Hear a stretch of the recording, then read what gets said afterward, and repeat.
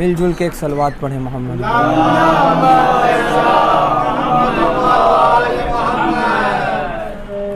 اعوذ باللہ من الشیطان الرجیم. بسم اللہ الرحمن الرحیم. الحمد للہ رب العالمین والصلاة والسلام علی اشرف الانبیاء والمرسلین سیدنا و نبینا و شفیعنا و مولانا ابو القاسم محمد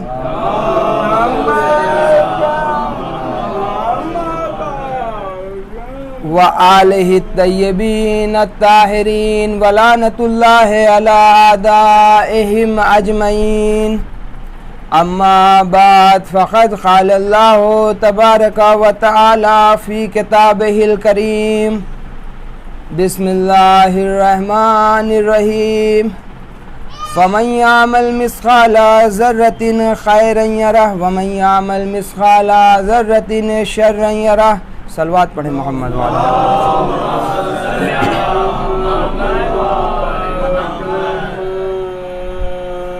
خوشا بحال ہو ان لوگوں کا کہ جن کو اللہ نے یہ توفیق دی کہ اس سال فرش عزا پر آئیں اور امام کا غم منائیں کورونا کے بھی عالم میں. خدا قبول کرے خدمت ان لوگوں کی کہ جن لوگوں نے اس سال بھی اپنا تعاون عزاداری میں کرنے کی پوری کوشش کی. اور مولا حسین کی جو عزاداری ہے وہ کسی بھی زمانے میں کبھی بھی کم نہیں ہوئی ہے اور بڑھی ہے. اور ہمارا دعویٰ یہ ہے کہ یہ عزاداری کورونا کے عالم میں بھی کم نہیں ہوئی ہے، بڑھی ہے. وہ کیسے؟ وہ اس طریقے سے کہ بعض عزاخانے لوگ بعض جگہوں پر ہندوستان کے بعض علاقوں میں نہیں سجا سکیں، لیکن اس کے بدل میں یہ ہوا کہ ہر گھر میں فرش عزا بچ گئی جو پہلے نہیں بچتی تھی. اب آپ فون سے بات کیجئے اپنے رشتہ داروں سے کہ آپ عزاخانے میں جا رہے ہیں مجلس کے لیے. تو نہیں، میں تو نہیں جا سک رہا ہوں. تو مجلس پھر کیسے کر رہے ہیں؟ مجھے معلوم نہیں تھا، میرے بچے کے اندر اتنی صلاحیت ہے مجلس پڑھنے کی. اب جو ہم نے گھر کے اندر مجلس کی تو خود میرے لڑکے نے مجلس پڑھا اور ایسا حسین کا ذکر کیا تو ہر گھر کے اندر ذاکر حسین پیدا ہو گئے.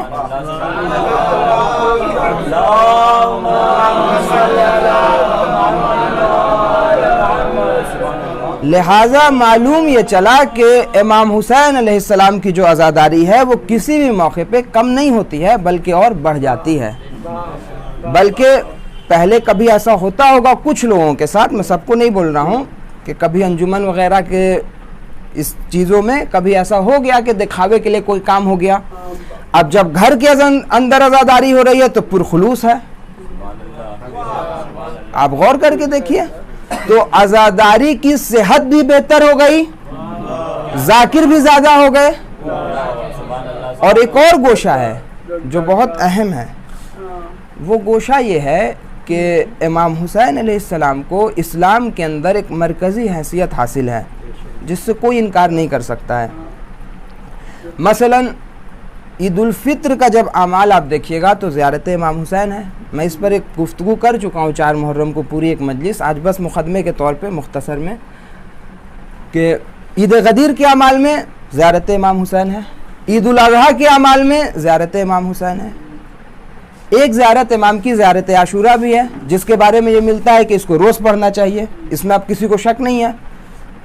آج سے 6-7 سال پہلے جب یہ بات پڑھی جاتی تھی تو دلیل دینا پڑتا تھا، لیکن اب سب کو معلوم ہے زیارت عاشوراء روز پڑھنے کی زیارت ہے.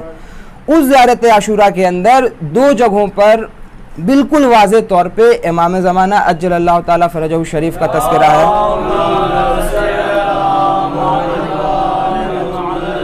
ہر کسی نے زیارت عاشوراء پڑھی ہے، ہر کسی کو معلوم ہے یہ بات. اب امام کی زیارت ہے زیارت ناہیہ، اس میں واضح طور پہ کربلا کا تذکرہ ہے. امام کی دعا ہے امام زمانہ کی دعا ندبہ، اس میں واضح طور پہ کربلا کا تذکرہ ہے. اور امام کے ظہور کے مقصد میں واضح طور پہ یہ ملتا ہے کہ ظہور کا ایک مقصد یہ ہوگا کہ خون حسین کا بدلہ لیں.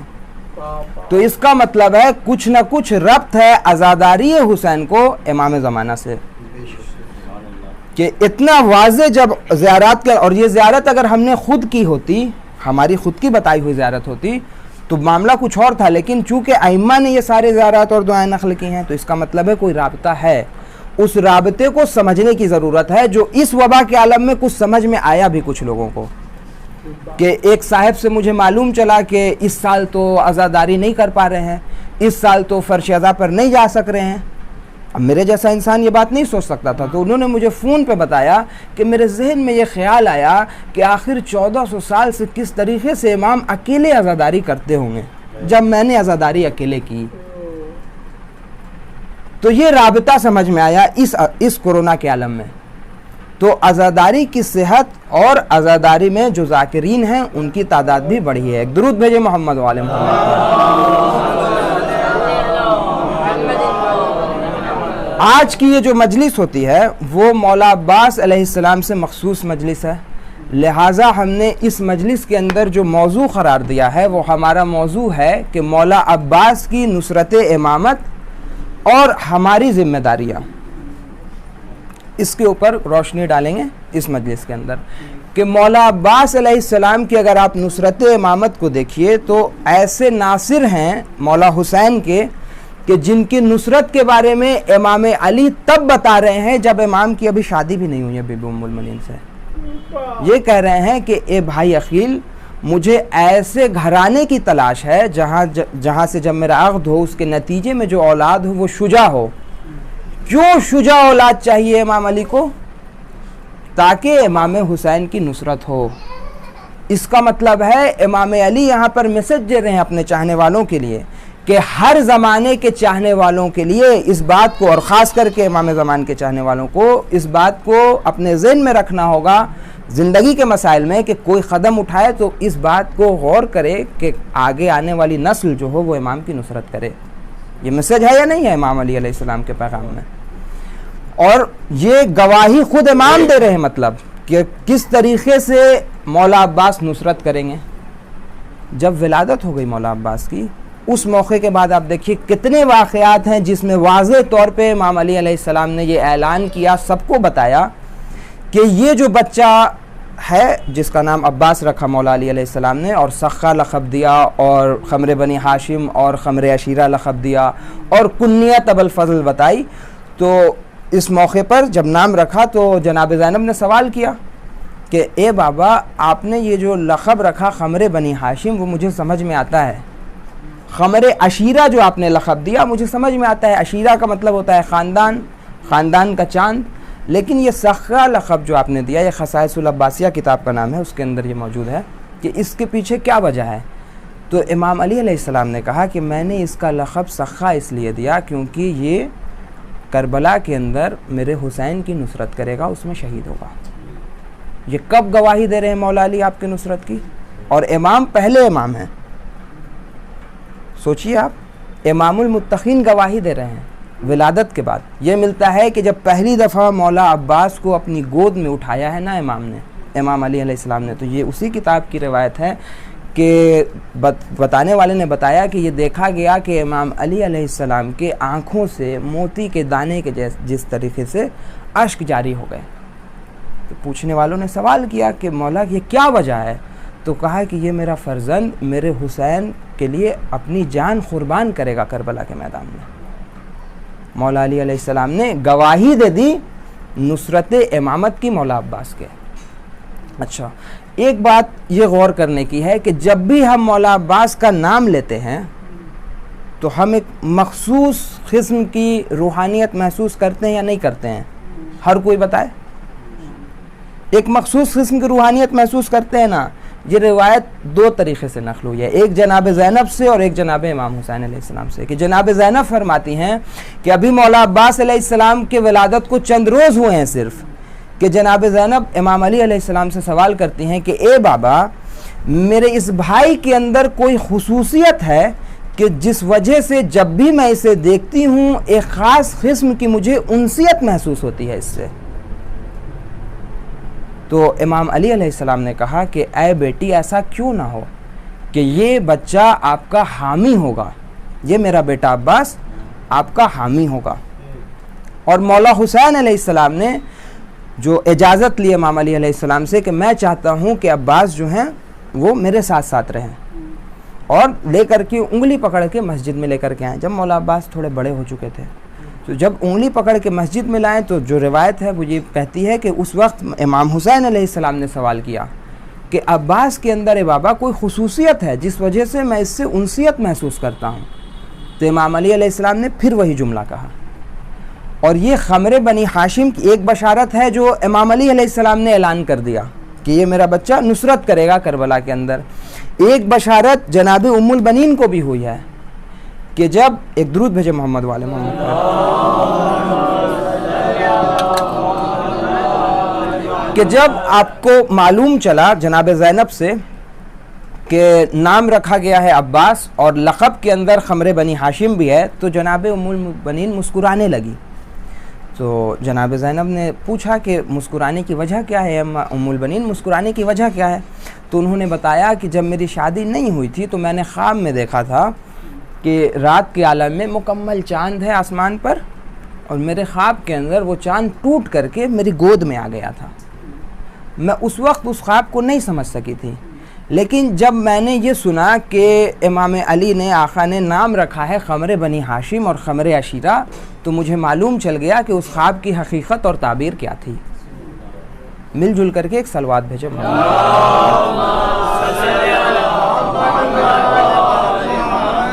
یہ خصوصیت مولا عباس کی اس وقت ہے جب مولا عباس اس دنیا میں آئے ہیں، ابھی کم سنی کا عالم ہے، اور اسی موقع پر امام علی علیہ السلام نے آپ کے بازوؤں کا بوسہ لیا ہے،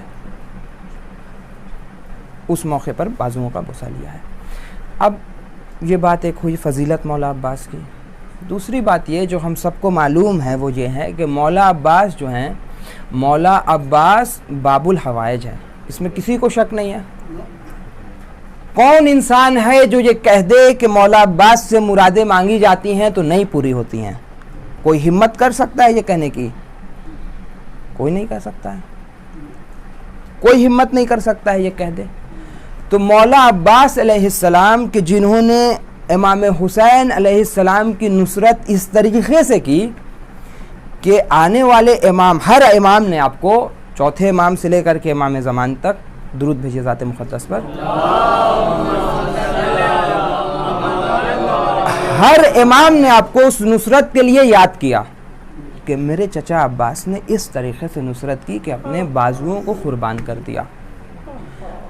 اور مولا باب الحوائج بھی ہیں، تو کون سی دعا مانگا جائے کہ جو دعا مانگنے کے بعد یہ سکون ہو کہ ہم نے مولا سے وہ دعا مانگ لی کہ جو مانگنے کا حق تھا، یا جو معرفت ہو مولا عباس کی جس کو، وہ کون سی دعا مانگے گا؟ کیا یہی دعا مانگ کر کے رک جائے کہ اے مولا مجھے امتحان میں پاس کرا دیجئے، اے مولا ہم کو اچھی نوکری؟ یہ ساری دعا ہم سب لوگ مانگتے ہیں، جو مشکل میں پڑتا ہے مولا عباس سے دعا مانگتا ہے۔ کہ ایک عالم نے پڑھا کہ جب اہل بیت علیہم السلام کے خاندان پہ مشکل پڑتی تھی تو لوگ یاد کرتے تھے مولا عباس کو، جو کربلا کے اندر دیکھا گیا کہ مشکل کشا ہے مولا عباس، امام حسین علیہ السلام کے خانوادے کے، تو ہر کسی نے مدد کے لیے یاد کیا ہے مولا عباس کو۔ تو کیا یہی دعا مانگ کر کے رک جائے یہ معرفت عباس ہے علیہ الصلاۃ والسلام؟ یا یہ میں یہ بات کہہ دوں کہ کیا، جب سوال بدل کر کے، کہ کیا مولا عباس نے اپنے زمانے کی یعنی امام حسین علیہ السلام کی نصرت کی اور وہاں پر وہ نصرت رک گئی، سلسلہ ختم ہو گیا نصرت کا؟ یا مسئلہ یہ ہے، یا پھر مسئلہ یہ ہے کہ آج تک جو بھی نصرت امامت کا جذبہ رکھتا ہے اس کی مدد مولا عباس کرتے ہیں؟ آپ بتائیے کون سی بات ہے؟ تو اگر ہم یہ دعا مانگ کر کے رک جائیں کہ اے مولا میری بیماری دور ہو جائے، بالکل یہ دعا مانگنی چاہیے، ہم مولا سے نہیں مانگیں گے تو کس سے مانگیں گے؟ لیکن یہاں پر رک جانے کا مطلب ہے کہ ہمیں شاید، میں شاید بول رہا ہوں، میں کسی کے بارے میں نہیں بول سکتا، میں اپنے بارے میں بول لوں کہ شاید مجھے اچھی معرفت نہیں ہے مولا عباس کی جیسی ہونی چاہیے، کیونکہ اگر معرفت ہوتی تو میں وہ دعا مانگتا کہ جس سے مقصد مل جائے مولا عباس کے مقصد سے، کہ مولا عباس کا مقصد تھا نصرت امامت نا. اب کیوں ایسی دعا نہیں مانگی جاتی ہے، اس کا مجھے اس مجلس کے اندر جائزہ لینے کی میں کوشش کروں گا 2-3 سوالوں کے ذریعے سے. پہلا سوال جس وجہ سے نصرت کی طلب نہیں کی جاتی ہے وہ یہ ہے کہ ہمارے اندر اتنی صلاحیت نہیں ہے کہ ہم امام کی نصرت کریں. یہ اچھی بات ہے، کسی انسان کے اندر غرور نہیں ہونا چاہیے کہ میرے اندر بہت صلاحیت ہے کہ میں امام کی نصرت کروں. بالکل صحیح بات ہے، ہمارے اندر تو صلاحیت نہیں ہے، لیکن اگر صلاحیت نہیں ہے تبھی مولا عباس سے مدد مانگی جا رہی ہے اور وہ عطا کرنے والے ہیں. ایک بات. دوسری بات یہ کہ ذرا تاریخ کا جائزہ لے لیں کہ امامت کی نصرت کتنے صلاحیت کے ساتھ کس نے کیسے کی ہے. تو تاریخ کا جائزہ لے لیں، سے بات مکمل طور پہ صاف ہو جائے گی. ایک صلوات بھیجے محمد والے محمد. تو قرآن کے مطابق اگر جائزہ لیا جائے تو سب سے پہلے امامت کا سوال جناب ابراہیم نے کیا ہے. جناب ابراہیم نے امامت کا سوال کیا. قرآن کریم کے مطابق جناب ابراہیم کا امتحان ہوا، آپ کو امامت دے دی گئی. وہ ایک الگ موضوع، الگ بحث ہے. مجھے یہ کہنا ہے بس صرف اس موضوع پہ کہ جب آپ کو امامت مل گئی، اب آپ کا امتحان جو آگ ہے نمرود کی جلائی ہوئی، اس آگ کے اندر آپ کو پھینکا جا رہا ہے. کیسی آگ ہے؟ کیا ایسی آگ ہے کہ 4 لکڑی رکھ کے آگ لگا دیا؟ نہیں، بلکہ ایسی آگ لگائی گئی تھی کہ اگر اوپر سے کوئی پرندہ جاتا تو جل جاتا. مدد کس نے کی؟ ایک میڈک کا واقعہ جو تاریخ کے اندر ملتا ہے، اس نے مدد کی جناب ابراہیم کی. اے بھائی، ایک میڈک کی صلاحیت کتنی ہوتی ہے؟ اور تاریخ نے یہ بتا دیا کہ جب نصرت امامت کے لیے آگے بڑھو تو یہ نہیں دیکھو کہ صلاحیت کتنی ہے، بلکہ تمہاری جتنی صلاحیت ہے اس صلاحیت کے ساتھ مدد کرو، اس خلوص کے ساتھ مدد کرو امام کی.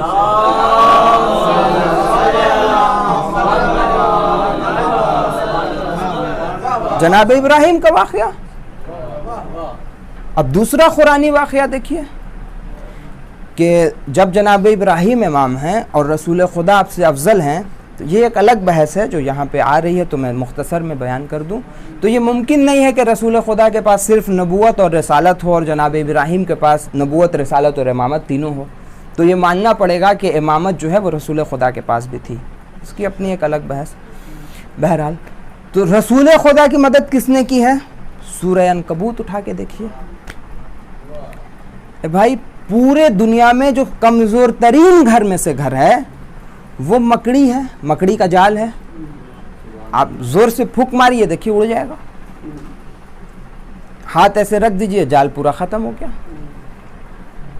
اس مکڑی نے جب رسول خدا کی اس جذبے کے ساتھ مدد کی کہ شاید میرے جال بننے سے رسول خدا کی حفاظت ہو جائے، اس جذبے کی خدا نے اتنی قدر کی کہ پورا ایک مکمل سورہ آیا. ایک آیت نہیں آئی ہے، پورا ایک مکمل سورہ آیا ہے.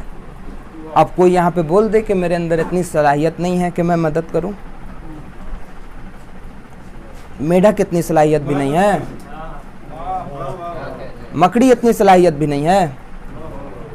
اچھا، اگر نصرت کی صلاحیت نہیں، اب آتے ہیں پہلے امام پہ. امام علی علیہ السلام پہلا امام اس معنی میں کہ اب وہ بحث الگ تھی جناب ابراہیم کے امامت کی، اور وہ الگ یہاں پہ آ گئی. بہرحال تو جانشینی جب رسول خدا کے بعد شروع ہوئی تو امام علی علیہ السلام سے شروع ہوئی، لہٰذا وہ ہمارے پہلے امام ہوئے.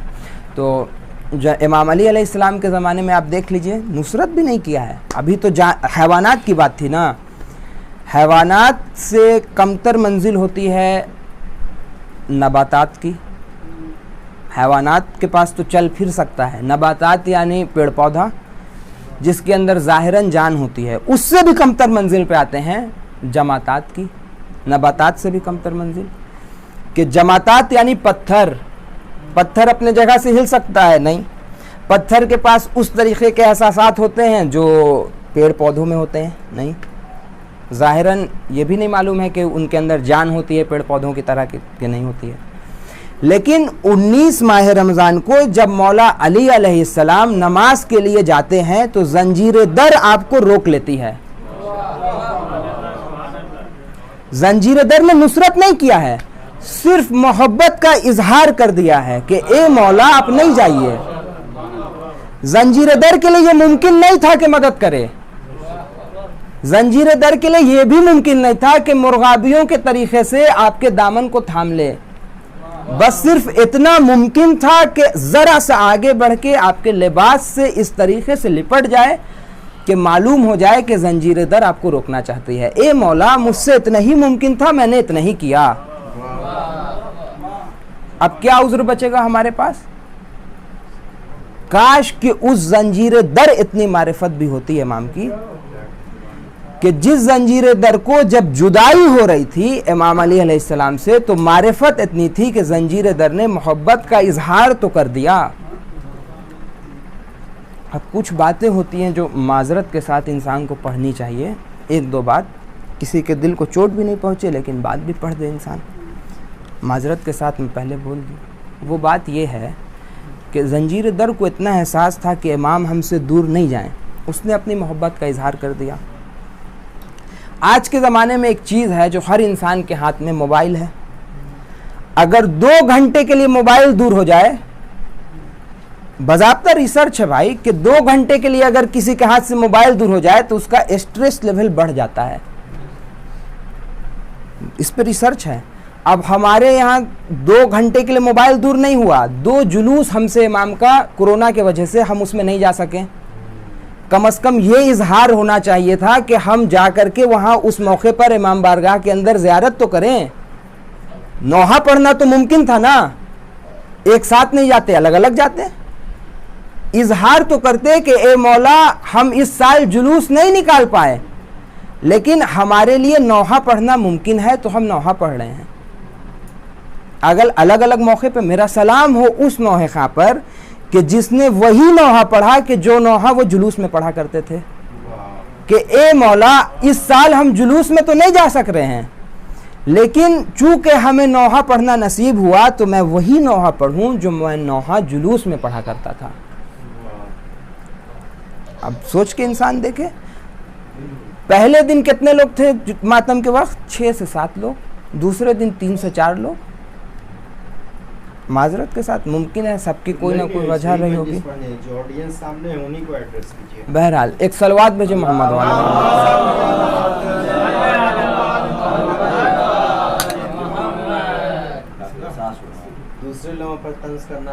موبائل ہاتھ میں اس طریقے سے ہے کہ اگر 2 گھنٹے کے لیے, باضابطہ میں سے نہیں بول رہا ہوں, ریسرچ ہے اس پہ, بیٹری جب موبائل کی کم ہوتی ہے نا تو انسان کا سٹریس بڑھ جاتا ہے. اس پہ ریسرچ ہے کہ موبائل کی میری بیٹری اگر ابھی 5% ہو جائے تو ہم کو ٹینشن ہونے لگے گا کہ اب اس کو یوز کیسے کریں گے.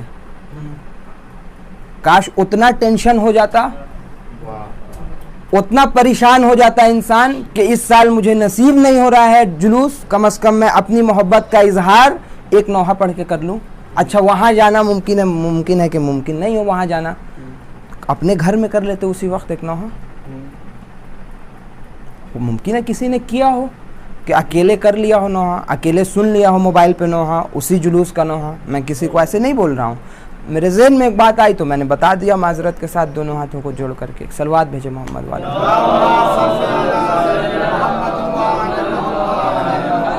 تو یہ نصرت امامت ہے اور اس طریقے سے نصرت امامت کی گئی ہے جس کے پاس جتنی صلاحیت ہو. دوسری بات جو ہے وہ یہ ہے کہ نصرت امامت جب بھی بات آتی ہے تو سوال یہ ہوتا ہے کہ کیا آپ جان دیجئے گا امام کے لیے, یہ بھی ایک سوال ہے. تو یہ معرفت ہی غلط ہے نصرت امامت کی.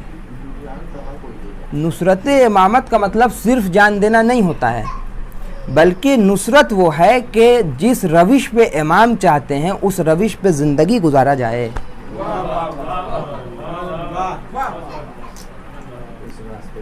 اس راستے کو اپنایا جائے. یہ نصرت بعض اوقات ہوتی ہے کہ امام اگر چاہتے ہیں کہ انسان اپنی اصلاح نفس کرے تو انسان اپنی اصلاح نفس کرے. شیخ مفید علیہ الرحمہ کو امام زمانہ نے خط لکھا 1100 سال پہلے. 1100 سال پہلے خط لکھا, اس کے اندر یہ بتایا کہ اے مفید، اب شیخ مفید کی تعریف کر دی امام نے خط کے اندر. خط موجود ہے، 2 خط، الاحتجاج کتاب کا نام ہے، دونوں خط موجود ہیں امام زمانہ کا اس کتاب کے اندر. اللہم صلی علی محمد وآل. تو جو شیخ مفید علیہ الرحمہ کی تعریف کی امام نے کہ تم جو ہو وہ ہماری ولایت کا دفاع کرتے ہو، اور پوری تعریف شیخ مفید علیہ الرحمہ کی. اس کے بعد یہ لکھا کہ اگر ہمارے شیعہ اپنے عہد پر ایک ہو گئے ہوتے، اے شیخ مفید، اگر ہمارے شیعہ اپنے کیے ہوئے عہد پر ایک ہو گئے ہوتے تو ہمارے ظہور میں اتنی تاخیر نہیں ہوتی. مطلب امام اپنے چاہنے والوں کو ایک دیکھنا چاہتے ہیں، امام تفرقہ نہیں چاہتے ہیں، امام شیعوں کے بیچ میں سیاست نہیں چاہتے ہیں. لیکن 1100 سال ہو گیا ہم اپنا جھگڑا دور نہیں کر پائے. یہ اب اس کو کس طریقے سے بیان کیا جائے، میرے پاس الفاظ نہیں ہیں. یہ ایک قسم کی امامت کی نصرت ہے جس کی ضرورت ہے کہ انسان اپنی اصلاح نفس کرے. اصلاح نفس کے بعد جو مدد کر سکتا ہے کسی چاہنے والے کی، مثلا کسی کے پڑھائی میں مدد کر سکتا ہے، جس کے پاس اتنا نہیں ہے کہ اپنے بچے کو پڑھا سکے تو مدد کرے.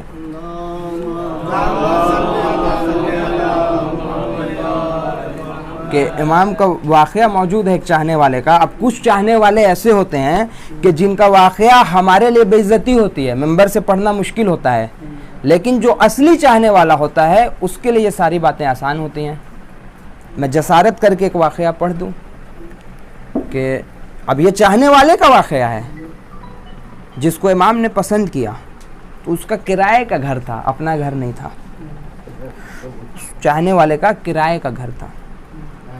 کرائے کے گھر میں ہمیشہ پریشانی ہوتی ہے. بیچارہ جوتا سلنے والا تھا، کرایہ نہیں دو گے تو نکال دیں گے. بہت پریشان ہو گیا. تو پریشانی کے عالم میں اس نے ایک شکایت کر دی کہ اہل بیت علیہ السلام نے بہت سارے مصائب کو جھیلا لیکن کبھی کرائے کے گھر میں نہیں رہے.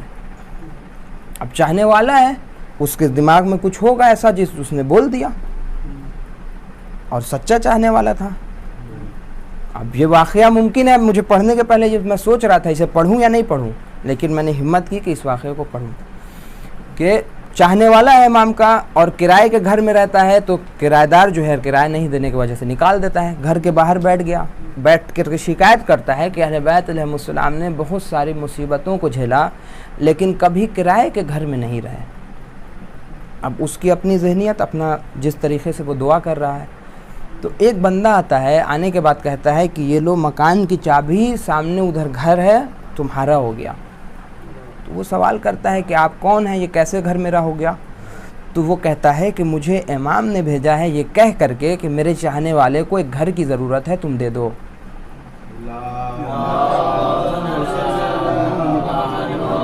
یعنی امام کے چاہنے والے اس طریقے کے بھی موجود ہیں کہ پورا کا پورا گھر امام کے نام پہ دینے کے لیے تیار ہیں.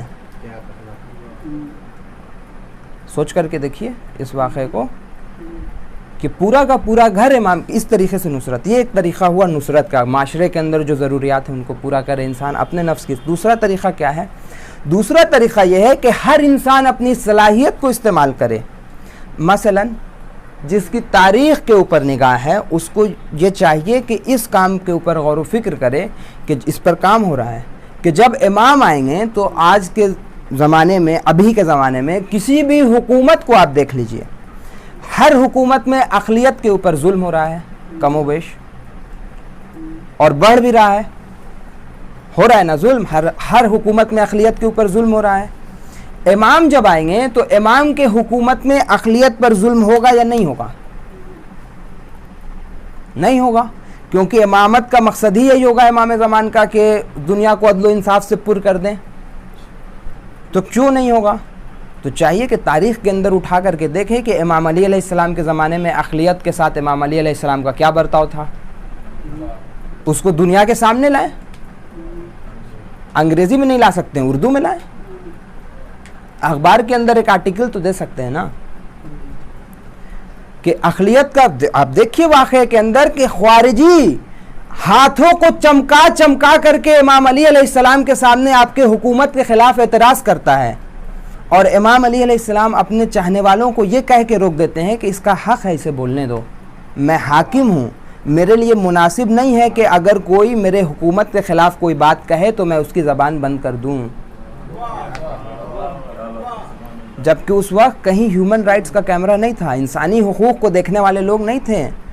آج کے زمانے میں آپ دیکھ لیجئے کیا ہوتا ہے، جہاں انسانی حقوق کا دعویٰ لگانے والے کتنے سارے ملک ہیں کہ آپ ایک لفظ بولیے اگلے دن آپ سلاخوں کے پیچھے ہوئیے گا، کب باہر نکلیے گا کوئی پوچھنے والا نہیں ہے. تو امام علی علیہ السلام کی حکومت کا طریقہ کیا تھا، اسے دیکھیں انسان کس طریقے سے. دیکھیے مولا عباس علیہ السلام سے متعلق میں ایک بات پر پھر واپس آتا ہوں، وہ یہ کہ مولا عباس علیہ السلام کی معرفت کو سمجھنے میں، اب یہ بات میں اس سال چھیڑ رہا ہوں کیونکہ پڑھے لکھے کا مجمع ہے، میں بھی مجمع سے واقف ہوں، اور ہر جگہ یہ ساری باتیں کرنے کی نہیں ہوتی ہیں کہ لوگوں کا ذہن کسی اور جگہ چلا جائے، لیکن مجھے معلوم ہے کہ اس مجمع کے سامنے میں یہ بات چھیڑ سکتا ہوں، اس لیے میں پڑھ رہا ہوں. ایک صلوات بھیجے محمد والے. وہ معرفت امام سے متعلق ہے مولا عباس کی زندگی سے، کہ مصائب کے اندر خود میرے جیسا ذاکر یہ پڑھتا ہے، میں اپنے آپ کو اس کے اندر رکھوں، میں کسی اور کو کیوں نام لوں، کہ مولا عباس علیہ السلام کو امام حسین علیہ السلام نے اجازت نہیں دی. سب کو معلوم ہے واقعہ، اشعار کے اندر پڑھا جاتا ہے، ہر کسی کو پتہ ہے. جنگ کی اجازت نہیں دے دی، معذرت چاہتے ہیں، جنگ کی اجازت نہیں دی امام حسین علیہ السلام نے. اور مولا عباس علیہ السلام اس وجہ سے کافی پریشان تھے. تو اس میں ایک سوال یہ ہوتا ہے کہ کیا مولا عباس علیہ السلام واقعاً اس طریقے سے چاہتے تھے جنگ کی اجازت کہ جب اجازت نہیں ملی تو آپ پریشان ہو گئے، کہ آپ کے جذبات کے اوپر کوئی اثر پڑا ہو؟ کیا یہ معاملہ تھا؟ یا یہ معاملہ تھا کہ چونکہ مولا عباس علیہ السلام کے امامت، نصرت امامت کو امام علی علیہ السلام نے آپ کے ولادت کے پہلے بتا دیا تھا، تو آپ کی نصرت امامت اس معراج پر ہوگی کہ آپ امامت کی حکمت کو سمجھتے ہوں گے. یعنی کیا ایسا تھا کہ مولا عباس کی کچھ اور مرضی تھی، مولا حسین کی کچھ اور مرضی تھی، یا معاملہ ایسا تھا کہ جو مولا عباس کی مرضی تھی وہی مولا عباس کی بھی مرضی تھی، یعنی مولا حسین مولا عباس کی ایک ہی مرضی تھی؟ اب آپ دیکھیے تاریخ کے اندر ایک واقعہ امام علی علیہ السلام کی زندگی سے متعلق، جس کا اس میں جواب دوں، واقعہ پڑھوں گا اس کا جواب مل جائے گا، کہ جناب خنبر کا واقعہ ہے کہ ایک شخص ہے جس نے گناہ کیا، امام علی علیہ السلام حاکم ہے، اس نے گناہ کیا تو امام نے حد جاری کر دیا. امام نے جو حد جاری کی تو امام نے کہا کہ اے خنبر اس کو 100 کوڑے مارو. بھائی جو ظلم کرے گا، گناہ کرے گا، اس کو 100 کوڑے مارو. آج کے زمانے میں انسانی حقوق کے نام پہ اگر آپ سزا دینا بند کر دیجئے گا تو معاشرے کے اندر وہ گناہ ہوگا جو اب رونما ہو رہا ہے. تو امام، اسی لیے اسلام کا نظام ایسا ہے کہ گناہ رک جائے. بہرحال تو جناب خنبر نے جوش میں آ کر کے کوڑے مارنا شروع کیا. مارنا تھا 100 کوڑا، مار دیا 101 جوش میں آ کر کے. تو امام نے پوچھا اے خنبر کتنا کوڑا ہوا؟ تو جناب خنبر نے کہا کہ مولا ابھی 100 نہیں ہوا ہوگا. امام نے کہا اے خنبر 101 ہو گیا. اب کیا چاہیے تھا؟ امام کو کہنا چاہیے تھا اس نے گناہ کیا ہے 10 اور مار دو، جو آج کے زمانے میں ہوتا ہے. کس طریقے سے اب وہ انسان، میں ممبر سے کسی کا نام نہیں لینا چاہتا ہوں، وہ انسان جس کے گلے کے اوپر پولیس چڑھی اور اس کا دم گھٹ گیا، سب کے سامنے واقعہ ہے نا. یہ ہوتا ہے آج کی دنیا میں. 1400 سال پہلے امام کہہ رہے ہیں اے خنبر 1 کوڑا زیادہ ہو گیا، سزا کا حق تھا کہ اسے 100 کوڑے مارے جائیں. اب کیا ہونا ہے؟ امام خنبر تو، جناب خنبر تو چاہنے والے ہیں نا. اے خنبر تم اسی جگہ لیٹو جہاں پر وہ گنہگار لیٹا تھا، اور جس طریقے سے تم نے 100 کوڑا مارا اور 1 اضافی مارا، میں تمہیں 1 کوڑا ماروں گا تاکہ بدلہ ہو جائے. یہ امام علی علیہ السلام کی عدالت ہے. اور یہاں پہ امام کی تو فضیلت ہے ہی کہ آپ عادل تھے اور آپ کو عدل کی وجہ سے شہید کیا گیا امام علی علیہ السلام کو، لیکن یہاں پہ جناب خنبر کی بھی فضیلت ہے کہ امامت کی نصرت اور امام کا ساتھ دینے کا مطلب یہ نہیں ہوتا ہے کہ جب تک میری دعا قبول ہو رہی ہے، جب تک میرے ہاتھ بھرے ہوئے ہیں تو ہم امام کے ساتھ ہیں. جناب خنبر نے، تاریخ کے اندر ملتا ہے کہ ایک زبان سے چوں نہیں کیا، اے مولا میں نے چونکہ 1 کوڑا اضافی مارا تو 1 کوڑا آپ بھی مجھے مار دیجئے. اور جناب خنبر نے ایک کوڑا کھایا. اس کا مطلب ہے کہ مولا علی کی جو مرضی تھی وہی جناب خنبر کی بھی مرضی تھی. تو جب جناب خنبر کی مرضی ملتی ہے امامت سے، امام کی مرضی سے، اور جناب خنبر امامت کی حکمت کو جانتے ہیں، تو مولا عباس کی کیا منزل ہوگی؟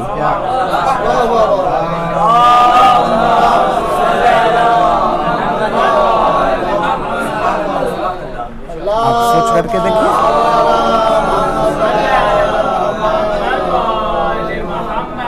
کیا نصرت ہوگی مولا عباس؟ کس طریقے سے نصرت کی ہوگی؟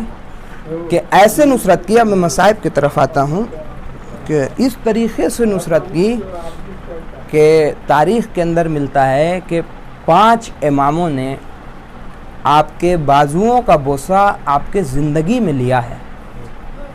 5 اماموں نے. اور میں نے 2 محرم کو ایک مجلس پڑھی تھی جس کا موضوع یہ تھا مختصر کہ عزاداری خدمت سیدہ ہے. کم و بیش اکثر آپ لوگوں میں سے لوگ موجود تھے، لہٰذا میں نے نام لے لیا کہ عزاداری خدمت سیدہ ہے. ایک ربط ہے مولا عباس کو بھی جناب سیدہ سے. کیا ربط ہے وہ مصائب کے اندر آج بیان کرنے کی کوشش، کہ ایک ایسا ربط ہے مولا عباس کو کہ چھٹے امام فرماتے ہیں اپنے ایک چاہنے والے سے کہ تمہیں جب بھی کوئی حاجت ہوتی ہے تو تم اس حاجت کے لیے جاتے ہو ہمارے پاس، آتے ہو ہمارے پاس، لیکن جب ہمیں کوئی پریشانی ہوتی ہے، مشکل ہوتی ہے، تو ہم سیدہ کا وسیلہ دے کے اللہ سے مانگتے ہیں. کیا مرتبہ ہے؟ بالکل اسی طریقے سے 5 امام مولا عباس کے بازوؤں کا بوسہ لے کر کے بتا رہے ہیں کہ جب امامت کو مشکل کا دور دیکھنا پڑتا ہے تو مولا عباس جیسے معرفت رکھنے والے موجود ہیں کہ جو مدد کرتے ہیں. یہ ایک رابطہ ہوا. دوسرا رابطہ یہ ہے مولا عباس کا جناب سیدہ سے، وہ یہ ہے کہ ایک گروہ ہے کربلا کا کہ جس گروہ کے سردار امام حسین علیہ السلام ہیں، علمدار مولا عباس ہیں. لیکن ایک اور گروہ ہے جس میں سردار امام حسین نہیں ہیں، سید امام حسین نہیں ہیں، لیکن مولا عباس کی حیثیت علمدار جیسی ہی ہے. وہ کون سا گروہ ہے؟ وہ ان لوگوں کا گروہ ہے کہ جس نے امامت کی نصرت کی. اب چونکہ مولا حسین خود امام ہیں لہٰذا مولا اس گروہ میں نہیں ہے. مولا حسین اس گروہ میں سردار کون ہے، سید کون ہے؟ تو اس گروہ میں سید کوئی نہیں ہے. اس گروہ میں سیدہ ہیں کہ جب جناب سیدہ ماں بین در و دیوار پیس دی گئیں، اس موقع پر جب علی کے گلے میں رسی ڈالی گئی تو دامن تھام لیا علی کا کہ اے علی، میں تب تک امامت کی حفاظت کروں گی جب تک میرے جسم میں صلاحیت ہے. اور ظالم نے آپ کو تلوار کے غلاف سے آپ کے بازوؤں پر حملہ کیا ہے، بازوؤں پر حملہ کیا ہے ظالم نے، تب جناب سیدہ نے ہاتھ چھوڑا ہے، علی کا دامن چھوڑا ہے. اب مکتب فاطمی کے فرزند کا نام عباس ہے. مولا عباس نے بھی اپنے دونوں بازوؤں کو خلم کر کے بتا دیا کہ میں مکتب فاطمی کا فرزند ہوں، بلکہ میں نے فضیلت گھٹا دیا. مولا عباس مکتب فاطمی کے فرزند نہیں ہے. جناب فاطمہ نے اپنا بیٹا کہا ہے عباس کو کہ عباس میرا بیٹا ہے. مولا عباس کی نصرت کربلا میں ایسی ہے کہ ہر کسی کو ڈھارس ہے مولا عباس کے وجود سے. کہ کیسے ڈھارس ہے یہ دیکھیے کہ بچوں کو ڈھارس ہے کہ چچا عباس ہیں. اس طریقے سے کہ مولا عباس کے جانے کے بعد کسی بھی روایت میں نہیں ملتا کہ بچوں نے شام و کوفے کے راستے میں کبھی التش کی سزا دی ہو. کسی روایت میں نہیں ملتا. لیکن پیاس تھی تبھی جناب ام ابیہ کے گھر کے سامنے پانی مانگا تھا جناب سکینہ نے، لیکن التش کی صدائیں نہیں بلند ہوئی. کیوں؟ کیونکہ بچوں کو معلوم تھا کہ چچا عباس جب تک ہے تب تک پانی کی سبیل ممکن ہے، لیکن جب عباس اس دنیا سے چلے گئے بچوں نے التش کی صدائیں دینا بند کر دیا. بیبیوں کی ڈھارس ہے مولا عباس. کس طریقے سے ڈھارس ہیں کہ جناب زینب نے وعدہ لیا تھا نا، تمام بیبیوں سے وعدہ لیا تھا نا جناب زینب نے. جب مولا عباس علیہ السلام آئے ہیں اجازت لینے کے لیے مولا حسین سے، تو مولا حسین نے اجازت جب دے دی ہے تو پھر یہ کہا ہے کہ اے عباس تم زینب سے بھی اجازت لے لو. جناب زینب کے خیمے میں آئے مولا عباس. آنے کے بعد کہا کہ اے بہن زینب اب مجھے جانا ہے، اے شہزادی اب مجھے جانا ہے. تو جناب زینب نے کہا اے عباس میرے بابا ایک دفعہ کوفے کے اندر موجود تھے، انہوں نے مجھے ایک بات بتائی کہ اے زینب تمہارے بازوؤں میں رسیاں باندھی جائیں گی. مجھے یقین نہیں ہوا اے بھیا عباس، مجھے یقین نہیں ہوا کہ میرے بازوؤں میں رسیاں باندھی جائیں گی. میرے تو 18 بھائی ہیں. میں نے کہا اے بابا جس بہن کے 18 بھائی ہوں اسے کس طریقے سے رسیاں باندھی جائیں گی؟ اے عباس اب تم جا رہے ہو، اب مجھے یقین ہو گیا کہ جو بابا نے کہا تھا وہ ہوگا، اور اب ان بازوؤں میں رسیاں باندھی جائیں گی.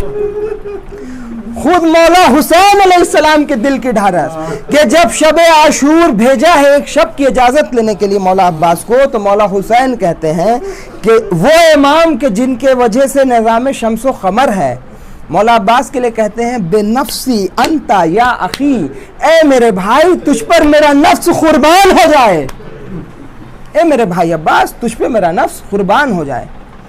یہ روایت کے اندر مولا عباس گئے جنگ کی، جس طریقے سے بھی جنگ ہوئی، پانی لے کر کے جب لوٹ رہے ہیں تو جناب سکینہ نے تمام بچوں کو جمع کیا. جمع کرنے کے بعد کہا میں نے بہت سارے مصائب چھوڑ دیے. جمع کرنے کے بعد کہا اے بچوں وہ دیکھتے رہو، جب تک علم آ رہا ہے سمجھ لو کہ پانی آ رہا ہے، جب تک علم آ رہا ہے سمجھ لو، دیکھتے جاؤ اس علم کو. ایک مرتبہ علم دائیں جانب جھکا، جناب سکینہ تڑپ گئی، پھر علم سنبھلا. اب جو علم بائیں جانب جھکا پھر جناب سکینہ اور بچے تڑپ گئے، لیکن پھر علم سنبھل گیا. ایک موقع آیا کہ جب علم زمین پر گر کے ٹھنڈا ہوا، آواز آئی آقا مدد کو آئیے. مولا حسین نے آواز لگائی الان کسرا زہری، اے عباس تیرے مرنے نے میری کمر توڑ دی، اے عباس تیرے مرنے نے میری کمر توڑ دی. انا للہ و انا الیہ راجعون. ماتم حسین برس